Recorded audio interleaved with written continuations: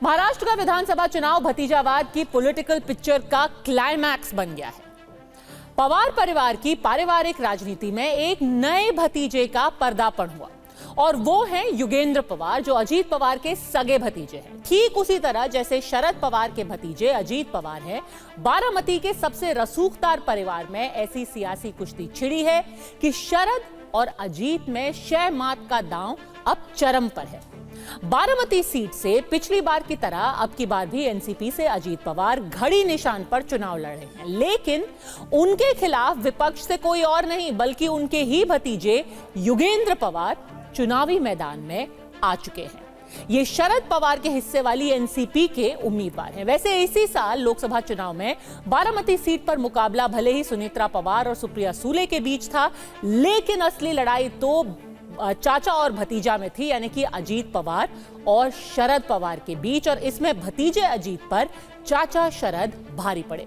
NCP के नाम और निशान की लड़ाई में शरद पवार पर भले ही अजीत पवार 20 साबित हुए, लेकिन इसके बाद हुए पहले चुनाव की बाजी सीनियर पवार के नाम रही, क्योंकि एनडीए के साथ अजीत पवार की एनसीपी को महज एक सीट नसीब हुई, तो विपक्षी गठबंधन इंडिया में शामिल शरद पवार के 8 सांसद चुने गए।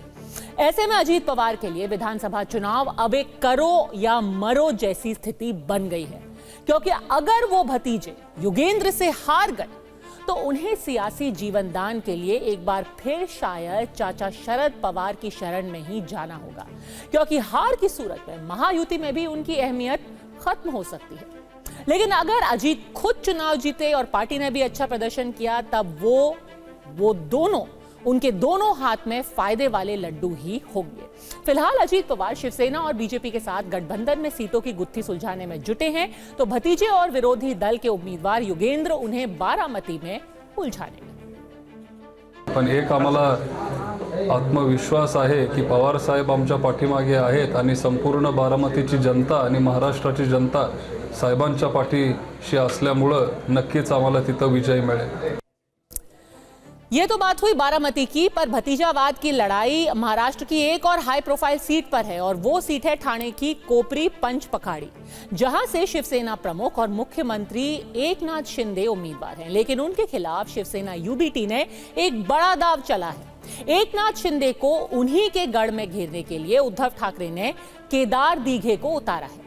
केदार दीघे शिंदे के ही राजनीतिक गुरु आनंद दीघे के भतीजे हैं। ठाणे शिवसेना का किला माना जाता है। ये वो शहर है जिसने बाल ठाकरे की शिवसेना के वजूद को पहली जमीन दी। यही पार्टी ने पहला निकाय चुनाव जीतकर अपना मेयर बनाया, और यह संभव हुआ बाल ठाकरे के लेफ्टिनेंट आनंद दीघे की वजह से, जिनका ठाणे में सिक्का चलता है। आनंद दीघे की उंगली पकड़कर ही एकनाथ शिंदे ने राजनीति में कदम रखा। दीघे शिंदे के राजनीतिक गुरु थे। 2001 में उनकी मृत्यु हो गई, लेकिन उनकी मौत को भी शक की निगाह से देखा जाता है। शिंदे समर्थक तो दीघे की मौत को हत्या तक मानते हैं। खैर, जब दीघे नहीं रहे तो ठाणे की कमान एकनाथ शिंदे के हाथ में आ गई। शिवसेना में जब टूट हुई और शिंदे मुख्यमंत्री बने, तो ठाणे में पार्टी की पूरी यूनिट उनके साथ आ गई, सिवाय उस वक्त के सांसद राजन विचारे के, जो उद्धव ठाकरे के साथ बने रहे। लेकिन 2024 के चुनाव में शिंदे के कैंडिडेट नरेश मास्के ने विचारे को हरा दिया, और इस नतीजे ने ठाणे में एकनाथ शिंदे की पकड़ पर एक बार और मुहर लगा दी। लेकिन अब उद्धव ठाकरे ने आनंद दीघे के भतीजे केदार को सीएम शिंदे के खिलाफ उतारकर चुनावी लड़ाई को बेहद दिलचस्प बना दिया है। 43 साल के केदार अभी शिवसेना यूबीटी के ठाणे अध्यक्ष हैं। बताया जाता है कि उन्होंने पहले भी 2 बार चुनाव लड़ने की इच्छा जताई थी, लेकिन शिंदे की वजह से उनका यह सपना अभी तक पूरा नहीं हुआ।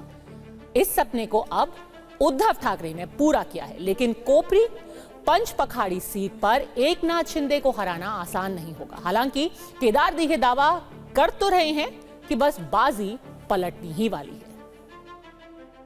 गए 3 साल में जिस तरीके की घटिया राजनीति इस महाराष्ट्र में हुई, लोग इससे बहुत ही नाखुश हैं। जिस तरीके के गलत और फॉल्स कमिटमेंट ये राज्य सरकार कर रही है, जिस तरीके के हेल्थ केयर, एजुकेशन, शेतकरी हो, सर्वसामान्य नागरिक हो, इनको जो तकलीफ हो रही है उसके ऊपर बिना देखे खुद की कुर्सी कैसे बचा सकते हैं, इसके पीछे का राजनीति, घटिया राजनीति उन्होंने किया हुआ है।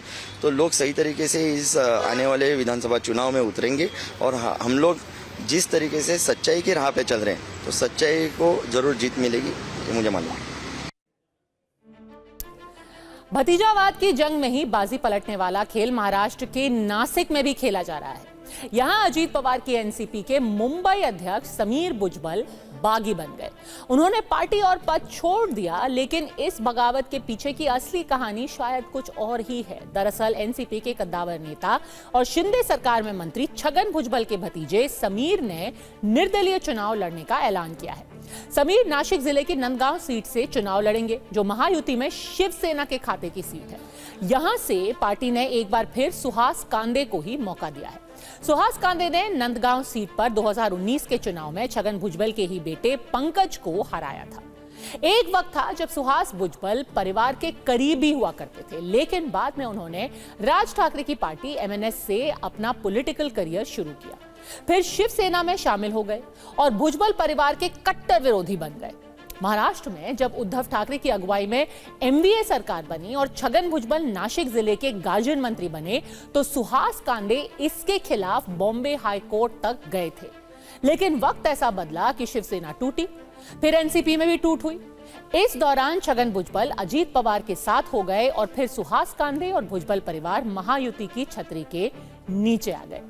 खुद छगन भुजबल महायुति में नासिक की येवला से एनसीपी के उम्मीदवार हैं। उनके बेटे पंकज राज्यपाल की तरफ से नामित विधान परिषद के सदस्य बन चुके हैं, लेकिन भतीजे समीर भुजबल को विधानसभा चुनाव में मौका नहीं मिला, तो अब वो नासिक की नांदगांव सीट से निर्दलीय बनकर दावा अपना वहां पर ठोकेंगे। समीर भुजबल की बगावत के पीछे दो तरह की कहानी है। एक कि वो चाचा छगन भुजबल से नाराज हैं, और दूसरी कि उनकी कथित बगावत के पीछे चाचा की ही शय है। अब चाचा भतीजे के क्लेश में ये चुनाव विशेष है, क्योंकि महाराष्ट्र में इस बार एक और भतीजा सियासी पिच पर उतरने जा रहा है। उनका नाम है अमित ठाकरे। सोचने की जरूरत नहीं, इनका रिश्ता ठाकरे परिवार से ही है। ये राज ठाकरे के बेटे और उद्धव ठाकरे के भतीजे हैं। अमित ठाकरे मुंबई की माहिम सीट से एमएनएस के उम्मीदवार बने हैं। यहां उनकी टक्कर शिवसेना के मौजूदा विधायक सदा सरवणकर और शिवसेना यूबीटी के महेश सावंत से होगी। अमित ठाकरे के चचेरे भाई आदित्य ठाकरे माहिम से ही बगल वाली सीट यानी कि वर्ली से विधायक है। आदित्य ने 2019 में जब पहला चुनाव लड़ा, तो उनके चाचा राज ठाकरे ने अलग पार्टी में होते हुए भी बिना शर्त उनके खिलाफ कैंडिडेट खड़ा नहीं किया, उनका समर्थन किया। लेकिन इस बार ऐसा होने की उम्मीद कम है। माहिम में अगर राज ठाकरे के बेटे अमित ठाकरे के खिलाफ उद्धव के उम्मीदवार डटे रहे, तो फिर वर्ली में आदित्य ठाकरे की मुश्किल बढ़ सकती है, क्योंकि उनके खिलाफ अब की बार शिंदे की शिवसेना राज्यसभा सांसद मिलिंद देवड़ा को उतार सकती है, जो कांग्रेस के कद्दावर नेता रहे हैं, मुरली देवड़ा के बेटे हैं। ऐसे में देखना दिलचस्प होगा कि उद्धव ठाकरे और राज ठाकरे अपने अपने बेटे की खातिर पर्दे के पीछे हाथ मिलाते हैं, या फिर अहंकार की लड़ाई में हाथ मलना पसंद करते हैं। यार मतलब मुझे लगा कि अभी आना चाहिए, सही वक्त है, इसलिए मैंने साहब ने जब मुझे पूछा तो मैंने हाँ कहा कि मेरी तैयारी है। मैंने सिर्फ उनको इतना कहा कि आप प्रेशर मत लो, क्योंकि आपको महाराष्ट्र भर घूमना है, इसलिए आप प्रेशर मत लो, मेरी तयारी है, आप मुझे दोगे तो मैं 100% इधर से चुन के आऊँगा। दादर माहीम हा मतदारसंघ जो आहे, ज्या भागामध्ये शिवसेनेची स्थापना झाली आणि जिथे स्थापना झाली त्या मतदारसंघात शिवसेना लढणार नाही असं कधी होत नाही। वैसे आपको याद ही होगा कि महाराष्ट्र की पॉलिटिक्स में चाचा भतीजे की टकराव की परंपरा बहुत पुरानी है। सबसे नई कहानी शरद पवार और अजीत पवार की लड़ाई जरूर है, पर इससे कहीं पहले बाल ठाकरे के जीवित रहते ही उनके भतीजे राज ठाकरे ने रास्ते जुदा कर लिए थे। इसके बाद धनंजय मुंडे ने भी अपने चाचा और बीजेपी के दिग्गज नेता गोपीनाथ मुंडे से मुंह मोड़ लिया था, तो अजीत पवार के एनसीपी के नेता सुनील तटकरे ने उनके भतीजे अवधूत तटकरे से सियासी रिश्ता तोड़ लिया था। यह कहानी साल 2003 की है, जब ठाकरे परिवार में उत्तराधिकार की लड़ाई छिड़ गई, क्योंकि बाल ठाकरे ने अपने बेटे उद्धव को सियासी विरासत सौंपने का ऐलान किया, जबकि असली उत्तराधिकारी भतीजे राज ठाकरे माने जा रहे थे। भाषण हो या फिर पहनावा, हर लिहाज से राज ठाकरे चाचा बाल ठाकरे की लीक पर चल रहे थे। लेकिन यहां पुत्र मोह कहिए या फिर कुछ और, बाल ठाकरे ने उद्धव ठाकरे को ज्यादा तरजीह दी। इससे नाराज होकर राज ठाकरे ने 2006 में अपनी अलग पार्टी महाराष्ट्र नवनिर्माण सेना बना ली। 2009 के पहले विधानसभा चुनाव में ही राज की पार्टी ने 13 सीटें जीती, लेकिन उसके 2 चुनावों में एमएनएस सिर्फ एक सीट ही जीत पाई। राज ठाकरे की तरह ही धनंजय मुंडे के साथ भी हुआ, जो अपने चाचा गोपीनाथ मुंडे के राइट हैंड हुआ करते थे। बीजेपी में भी धनंजय मुंडे का रसूख था, लेकिन जब बीड की परली विधानसभा सीट पर उम्मीदवार चुनने की बारी आई तो गोपीनाथ मुंडे ने भतीजे धनंजय की जगह अपनी बेटी पंकजा मुंडे को प्राथमिकता दी। ऐसे में 2013 में धनंजय मुंडे ने एनसीपी ज्वाइन कर ली और 2014 के विधानसभा चुनाव में चचेरी बहन पंकजा के खिलाफ उतर गए। पहली बार तो वो हारे, लेकिन दूसरी बार यानी कि 2019 में एनसीपी से धनंजय मुंडे ने बीजेपी की पंकजा मुंडे को हरा दिया। समय का फेर देखिए, 2014 में गोपीनाथ मुंडे का निधन हो गया। तब वो लोकसभा सांसद और केंद्र सरकार में मंत्री थे और बेटी पंकजा विधायक थी। ऐसे में दूसरी बेटी प्रीतम बीड लोकसभा सीट से उपचुनाव जीतकर संसद पहुंची। प्रीतम ने 2019 का चुनाव भी जीता, लेकिन पंकजा विधानसभा चुनाव हार गई। इसके बाद पंकजा ने 2024 के लोकसभा चुनाव में बहन प्रीतम की जगह खुद लोकसभा का चुनाव लड़ा और ये चुनाव भी हार गई। अब बीजेपी ने उन्हें विधान परिषद में भेजा है, जबकि उनके चचेरे भाई धनंजय मुंडे एनसीपी में अजीत पवार के साथ हैं और राज्य की शिंदे सरकार में मंत्री भी हैं। महाराष्ट्र में भतीजावाद का एक और उदाहरण तटकरे परिवार है। अजीत पवार की एनसीपी के इकलौते सांसद सुनील तटकरे हैं। वो पार्टी के प्रदेश अध्यक्ष भी हैं। 2019 में उन्होंने भतीजे अवधूत तटकरे की जगह श्रीवर्धन सीट से बेटी अदिति को टिकट दिलवाया। ऐसे में भतीजे अवधूत नाराज होकर शिवसेना में शामिल हो गए।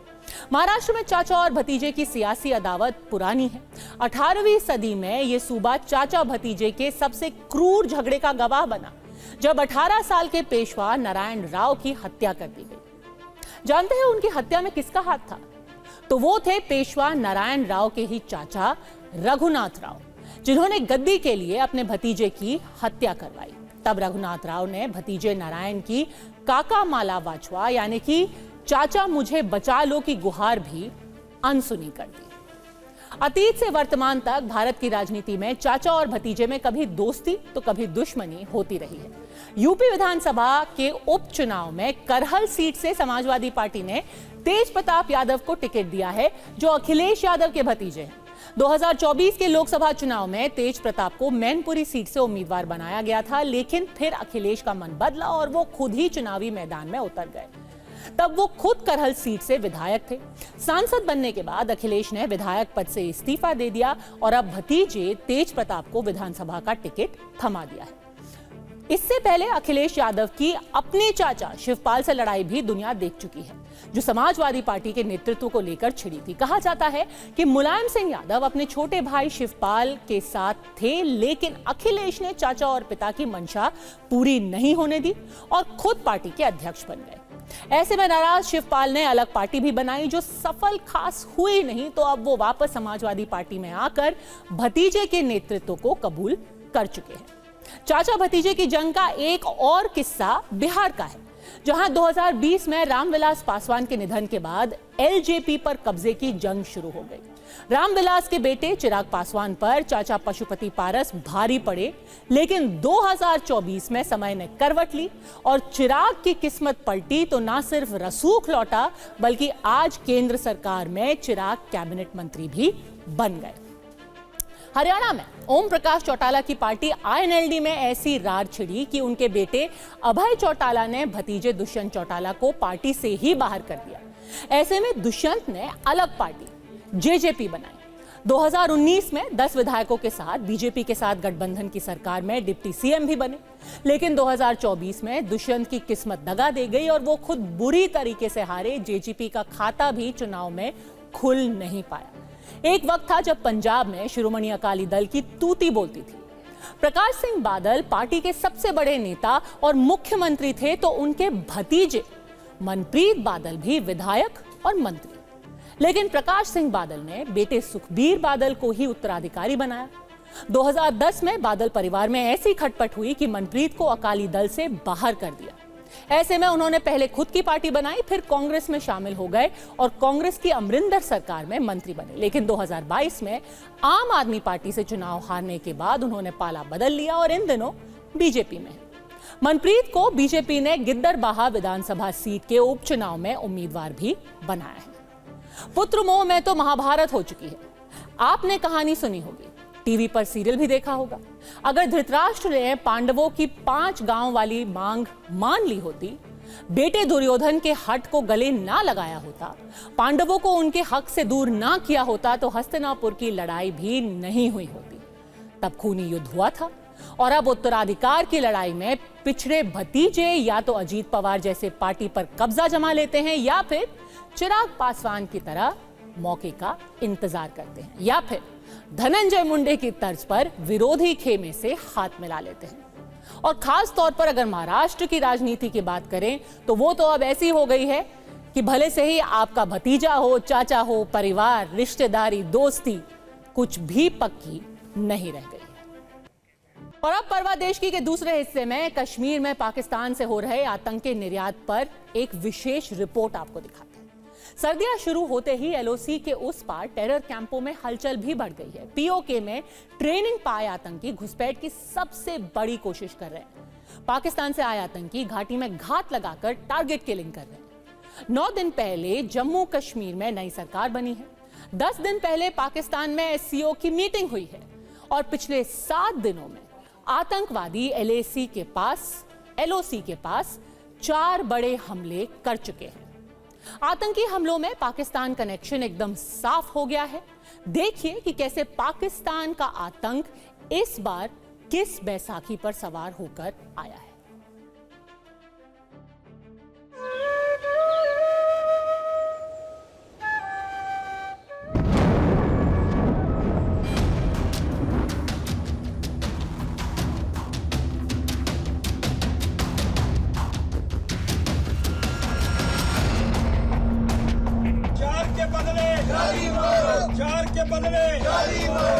खुद बर्बाद हो रहे हैं, हमें भी साथ बर्बाद कर रहे हैं।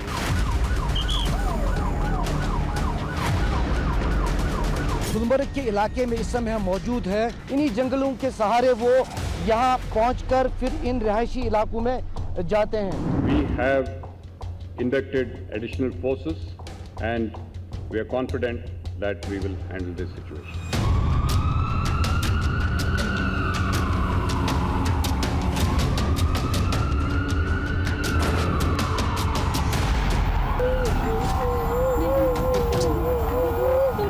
कश्मीर पाकिस्तान नहीं बनेगा, नहीं बनेगा, नहीं बनेगा।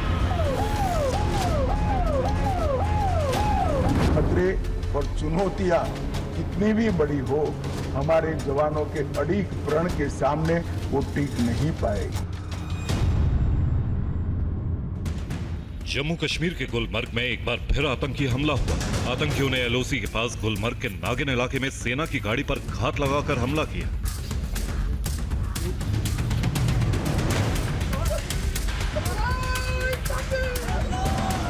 सीमा पार से आए आतंकियों के इस कायराना हमले में सेना के 3 जवान शहीद हो गए।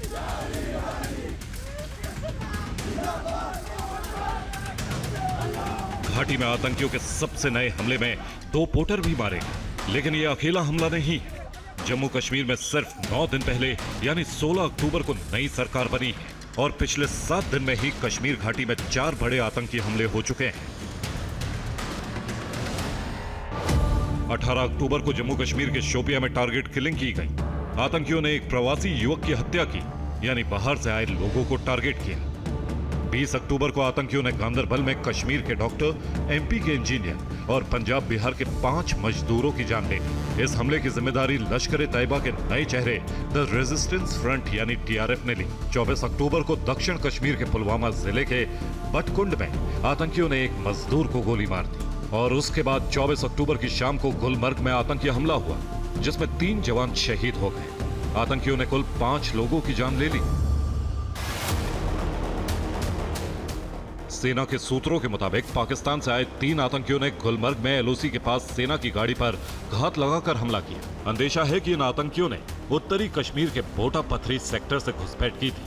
घात लगाकर हमला करने के बाद आतंकी घने जंगलों में भाग गए। आतंकियों को ढूंढने के लिए जमीन से लेकर हवा तक से निगरानी की जा रही है।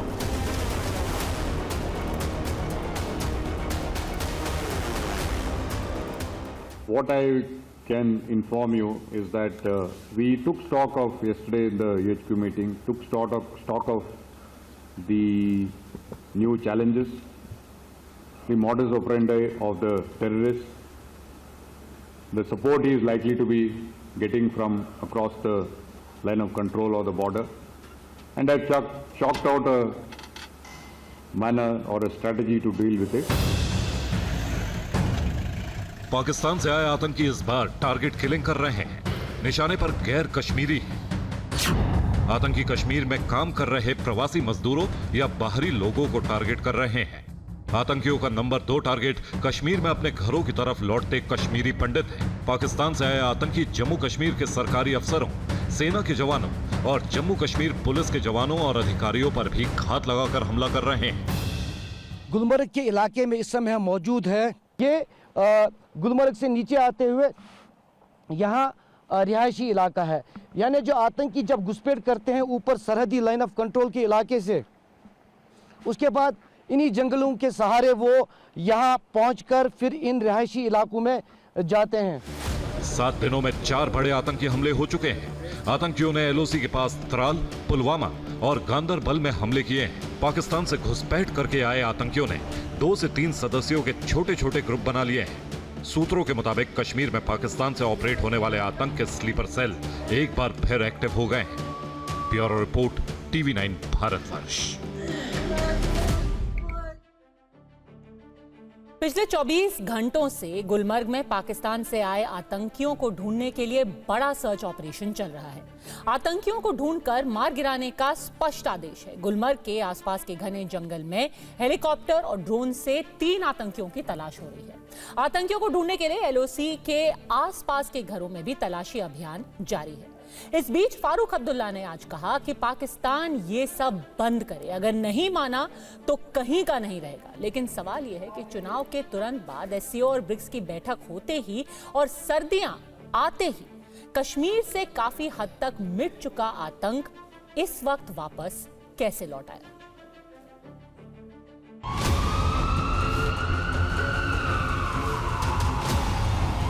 2-3-4 बार बालाकोट करें, पाकिस्तान को नस्तनबूद कर दें। जो पड़ोसी हमारा मुल्क है, ये उसकी साजिश है।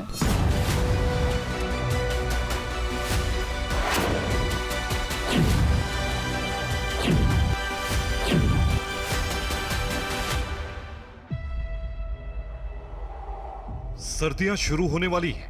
घाटी के ऊंचे इलाकों में बर्फबारी होने वाली है। एलओसी के उस तरफ से घुसपैठ की कोशिश काफी बढ़ गई है। जम्मू कश्मीर के नए मुख्यमंत्री उमर अब्दुल्ला और पूर्व मुख्यमंत्री फारूक अब्दुल्ला ने इस दहशतगर्दी और आतंकवाद के खिलाफ पाकिस्तान को सीधा संदेश दिया है। जो इसको चलाने वाले हैं वो आपको मालूम है, वो ये समझते हैं कि इससे कश्मीर को पाकिस्तान से मिला देंगे। उस गलत फहमी में कश्मीर में 47 में फैसला कर लिया था कि हमने पाकिस्तान नहीं जाना, और अगर वो समझते हैं कि इससे वो कुछ कर सकेंगे, वो सिर्फ अपनी बर्बादी और हमारी बर्बादी कर रहे हैं।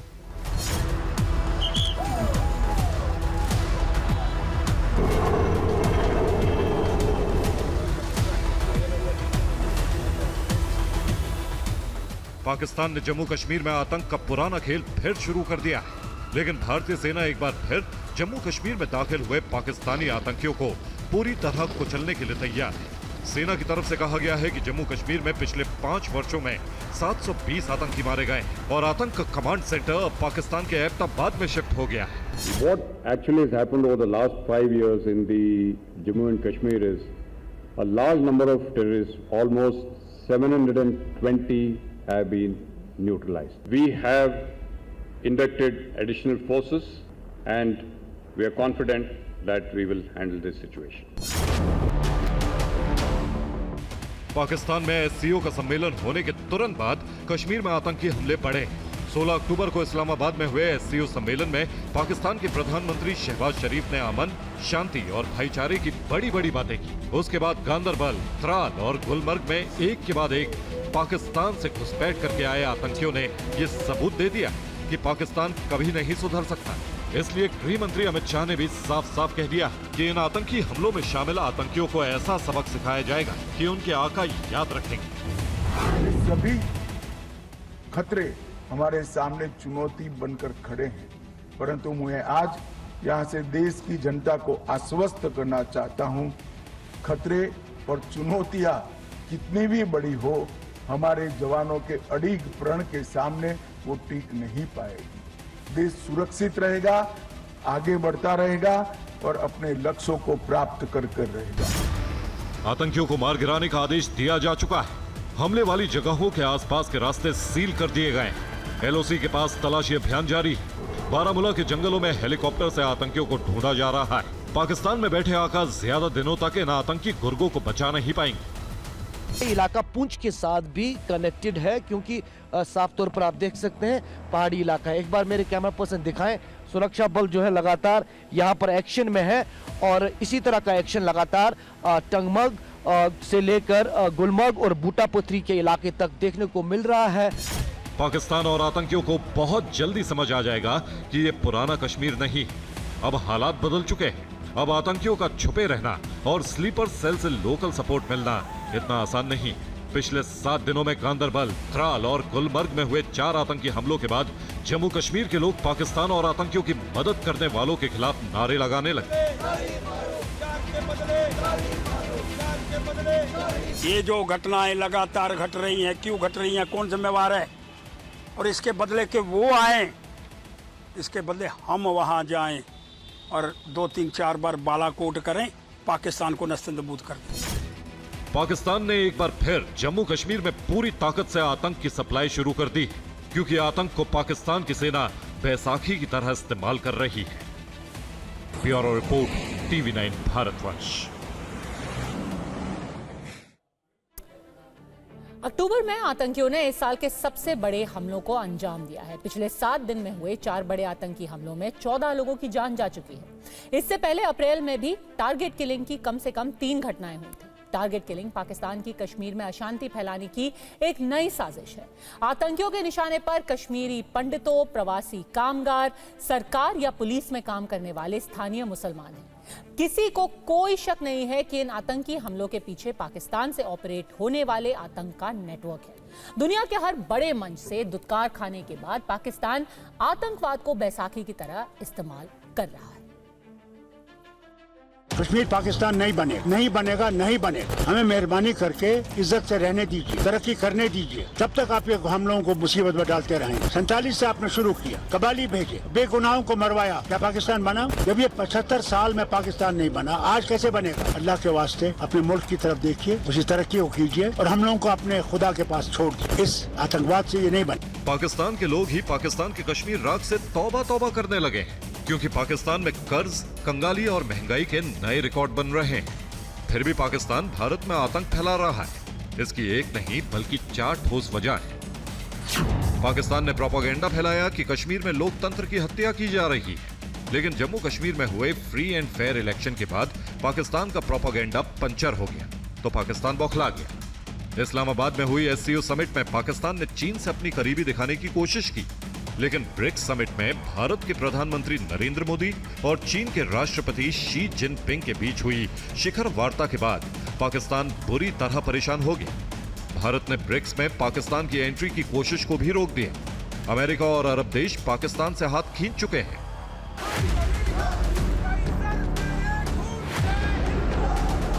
तकरीबन हर ग्लोबल मंच पर अलग थलग पड़ चुके पाकिस्तान ने वही काम शुरू कर दिया है जो उसे आता है और जिसमें उसे महारत हासिल है। पाकिस्तान में चलने वाले आतंकी कैंपों ने अपना चेहरा बदल लिया है। कश्मीर में TRF नाम के आतंकी संगठन के आतंकी सक्रिय हो गए हैं। TRF लश्कर तैयबा का ही नया मुखौटा है। जम्मू कश्मीर में लश्कर तैयबा के स्लीपर सेल TRF के आतंकियों की मदद कर रहे हैं। भारत में एक के बाद एक हो रहे आतंकी हमलों का मास्टरमाइंड शेख सज्जाद गुल को बताया जा रहा है। सज्जाद गुल घोषित आतंकवादी है जो पाकिस्तान में छिपा हुआ है। 2019 में एनआईए ने आतंकी शेख सज्जाद गुल पर 10 लाख रुपए का इनाम घोषित किया था। पाकिस्तान ने सिर्फ आतंकी नेटवर्क का नाम ही नहीं बदला है, आतंक फैलाने का तरीका भी बदल दिया है। कश्मीर का अमन बिगाड़ने के लिए आतंकी अब घाटी में टारगेट किलिंग कर रहे हैं। Bureau report, TV9 Bharatvarsh. 1.5 साल से ज्यादा वक्त बीत चुका है। कनाडा के प्रधानमंत्री जस्टिन ट्रूडो भारत के खिलाफ प्रोपेगेंडा अभी भी चला रहे हैं, लेकिन उनकी सच्चाई अब दुनिया भर के सामने है। वो ना सिर्फ अपनी संसद में बल्कि पूरे कनाडा में एक्सपोज हो गए हैं।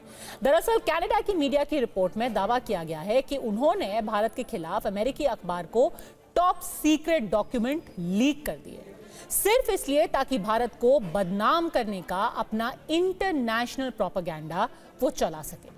लेकिन अब ट्रूडो खुद अपने ही बुने जाल में फंस रहे हैं। उनके आगे कुआं तो पीछे खाई है। कैसे, देखिए इस report.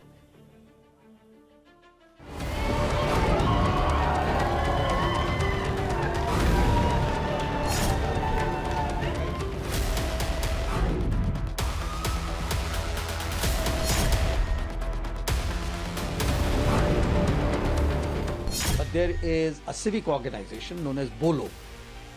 They, with a back channel consultation with, I believe, the authorities in Canada, they take out 25 most wanted, 10 most wanted people list. So in their list, Gulli Brar was there. अभी जो आपने देखा और सुना वो Canada के प्रधानमंत्री Justin Trudeau की कारस्तानियों की चंद कतरने हैं। आगे हम जो आपको दिखाने जा रहे हैं वो जस्टिन ट्रूडो के भारत विरोध के सबूतों का भारी भरकम पुलिंदा है। ये सबूत चीख चीख कर बताएंगे कि कैसे गैंगस्टर गोल्डी बराड़ कनाडा की मोस्ट वांटेड लिस्ट से बाहर हो गया है, कैसे ट्रूडो ने खालिस्तानी प्रेम में भारत को बदनाम करने का प्रोपेगेंडा रचा, कैसे कुर्सी बचाने के चक्कर में जस्टिन ट्रूडो ने भारत विरोधी साजिश रची, कैसे ट्रूडो ने भारत के खिलाफ अमेरिकी अखबार को टॉप सीक्रेट डॉक्यूमेंट लीक किए, कैसे ट्रूडो के शह पर कनाडा में खालिस्तानी बेलगाम हो गए। ये सारे सबूत आपके सामने एक एक कर सामने आएंगे, लेकिन सबसे पहले जानिए कि कुर्सी के चक्कर में जस्टिन ट्रूडो ने जो जाल बुना था वो खुद अब उसकी गिरफ्त में है। जस्टिन ट्रूडो की कोशिश भारत को फंसाकर अपने वोट बैंक को खुश करने की थी, लेकिन भारत से पंगा उन्हें महंगा पड़ गया है। जस्टिन ट्रूडो अब अपने ही देश में घिर चुके हैं। आखिर कैसे जस्टिन ट्रूडो के लिए कनाडा में आगे कुआं और पीछे खाई वाले हालात पैदा हो गए हैं, और कैसे उनकी झूठ की इमारत अब कनाडा में ढह चुकी है, वो आपको बताएंगे। लेकिन उससे पहले आपको कनाडाई सांसद माइकल चोंग का एक बयान सुनवाते हैं। सुना आपने कैसे कनाडाई संसद में जस्टिन ट्रूडो की पोल खोली जा रही है और संसद में तालियां बज रही हैं।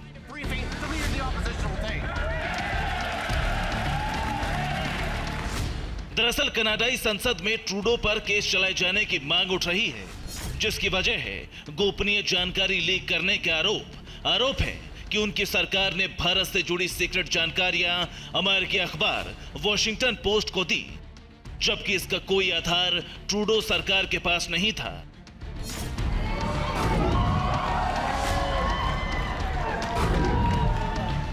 इस बात का खुलासा किसी और ने नहीं बल्कि खुद कनाडा की मीडिया ने किया है। कनाडाई अखबार ग्लोबल एंड मेल ने अपनी रिपोर्ट में दावा किया है कि ट्रूडो सरकार ने अमेरिकी अखबार वॉशिंगटन पोस्ट को भारत से जुड़ी संवेदनशील जानकारियां लीक की, जिसे पीएम ट्रूडो की राष्ट्रीय सलाहकार नथाली ड्रोइन और विदेशी मामलों के डिप्टी मंत्री डेविड मॉरिसन ने लीक किया। यह जानकारी खालिस्तानी नेता सुखदूल सिंह गिल और हरदीप सिंह निज्जर की हत्या से जुड़ी थी, जिसमें भारतीय एजेंट्स पर हत्या में शामिल होने की गलत जानकारी दी गई थी। दरअसल जस्टिन ट्रूडो ने भारत को बदनाम करने के लिए जबरदस्त प्लानिंग की थी, जिसके लिए उन्होंने एक खास प्लान तैयार किया था। कैसे, अब वो आपको बताते हैं। 14 अक्टूबर को हुई ये रॉयल कैनेडियन माउंटेड पुलिस की प्रेस कॉन्फ्रेंस है, जिसमें दावा किया गया था कि भारत कनाडा में अराजकता फैला रहा है। सिर्फ इतना ही नहीं, कनाडाई पुलिस ने भारत पर एजेंटों के जरिए खालिस्तानी आतंकियों को मरवाने का आरोप लगवाया था। इधर कनाडाई पुलिस का बयान सामने आया, उधर वॉशिंगटन पोस्ट में भारत से जुड़ी एक रिपोर्ट साझा की गई। इस रिपोर्ट में भारत पर कुछ वैसे ही आरोप लगाए गए जैसे कनाडाई पुलिस लगा रही थी। इसके अगले ही दिन ट्रूडो जांच आयोग के सामने पेश हुए, जहां उनसे भारत के खिलाफ सबूत मांगे गए, लेकिन वो सबूत तब देते जब उनके पास कोई पुख्ता दस्तावेज होता। ऐसे में उन्हें यह स्वीकार करना पड़ा कि अभी तक भारत के खिलाफ उनके पास कोई ठोस सबूत उपलब्ध नहीं है। वो सिर्फ जानकारियों के आधार पर ही भारत पर आरोप लगाते रहे। ऐसे में सवाल है कि जब ट्रूडो के पास खुद कोई सबूत नहीं थे तो उन्होंने भारत के खिलाफ गलत जानकारी लीक क्यों करवाई। सवाल है कि उन्होंने अपने बेबुनियाद आरोपों की पोटली अमेरिकी मीडिया आउटलेट से क्यों साझा की। आखिर इसके पीछे ट्रूडो ने कौन सा षड्यंत्र रचा था। दरअसल कनाडा में सांसदों की बगावत की खबर आ रही थी। खबर यह भी थी कि सांसद जस्टिन ट्रूडो का इस्तीफा मांग रहे हैं। ऐसे में जस्टिन ट्रूडो ने अपने बचाव के लिए फर्जी कहानी बुनी थी, जिसे अमेरिकी अखबार वॉशिंगटन पोस्ट में छपाया गया, ताकि लगे कि मामले में सिर्फ कनाडा नहीं बल्कि अमेरिका भी है। इसे सच साबित करने के लिए प्रेस कॉन्फ्रेंस भी हुई, लेकिन कहते हैं कि झूठ के पांव नहीं होते, उसे एक दिन सामने आना ही होता है। तो ट्रूडो का सच भी सामने आ ही गया, जिसकी वजह से अब वो ना घर के रहे ना घाट के। दरअसल इस खुलासे को ट्रूडो की घटती लोकप्रियता में आखिरी कील माना जा रहा है। अब उनकी अपनी ही पार्टी के लोग उनके खिलाफ हो गए हैं। जस्टिन ट्रूडो को अपनी ही पार्टी में विरोध का सामना करना पड़ रहा है। लिबरल पार्टी के 24 सांसदों ने ट्रूडो को एक मांग पत्र सौंपा है। सांसदों ने ट्रूडो को प्रधानमंत्री पद छोड़ने के लिए 28 अक्टूबर तक की मोहलत दी है। पत्र में कहा गया है कि वो पद से नहीं हटे तो विरोध का सामना करना पड़ेगा।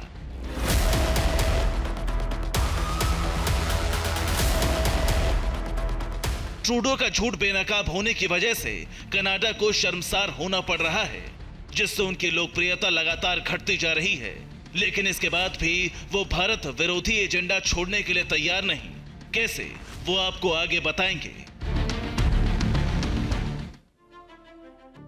सोचिए कि एक तरफ जस्टिन ट्रूडो और उनकी सरकार भारत पर यह इल्जाम लगा रही है कि आतंकवादी गतिविधियों में भारत की सरकार शामिल है, कि वो कनाडा में लॉरेंस बिश्नोई की मदद से लोगों पर हमले करवा रही है, और वहीं लॉरेंस बिश्नोई के गैंग के ही आदमी गोल्डी बराड़ उन्हीं के देश में छुपा हुआ है। और यही नहीं, अब कनाडा ने भारत के मोस्ट वांटेड आतंकी गोल्डी बराड़ को वांटेड लिस्ट से ही बाहर कर दिया है।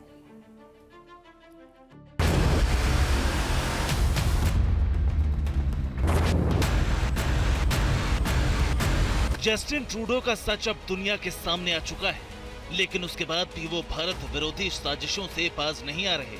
ट्रूडो हर वो कदम उठा रहे हैं जो भारत के खिलाफ है। दरअसल भारत सरकार ने गैंगस्टर गोल्डी बराड़ का नाम कनाडाई सरकार को सौंपा था, जिसे कनाडा की मोस्ट वांटेड लिस्ट में डाला गया था। लेकिन अब कनाडा ने गैंगस्टर गोल्डी बराड़ का नाम अपनी वांटेड लिस्ट से हटा दिया है। दरअसल ट्रूडो के बेलगाम और झूठे आरोपों की वजह से भारत और कनाडा के बीच रिश्ते इतने तलख हो गए हैं कि भारत और कनाडा ने अपने अपने राजनयिकों को वापस बुला लिया। संजय वर्मा ने वापस लौटकर ही गोल्डी बराड़ को लेकर यह खुलासा किया। There is a civic organization known as BOLO. They, with back channel consultation with, I believe, the authorities in Canada, they take out 25 most wanted, 10 most wanted people list. So in their list, Goldie Brar was there. Then next time when we had a look at the list, it was all gone. So what happened?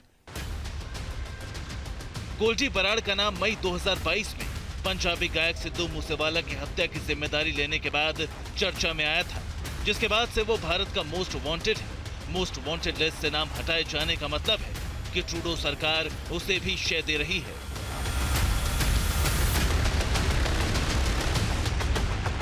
Canada से लौटे भारत के राजदूत संजय वर्मा ने Justin Trudeau के खालिस्तान प्रेम की भी कले खोल कर रख दी है। They have a lot of political influence there and they wield it quite often. They impress upon various political parties to have their interest in view when they fight elections or do policy making.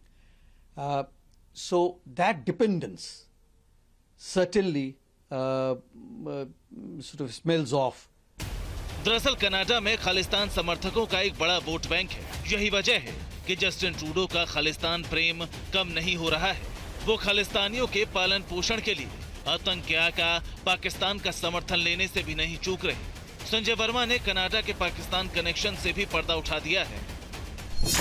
Generally speaking, we do know and understand that Pakistani agencies have very close links with the Khalistani terrorists and extremists, and we can see the examples of those terrorists who were living in Pakistan, most likely under the protection of the Pakistani system.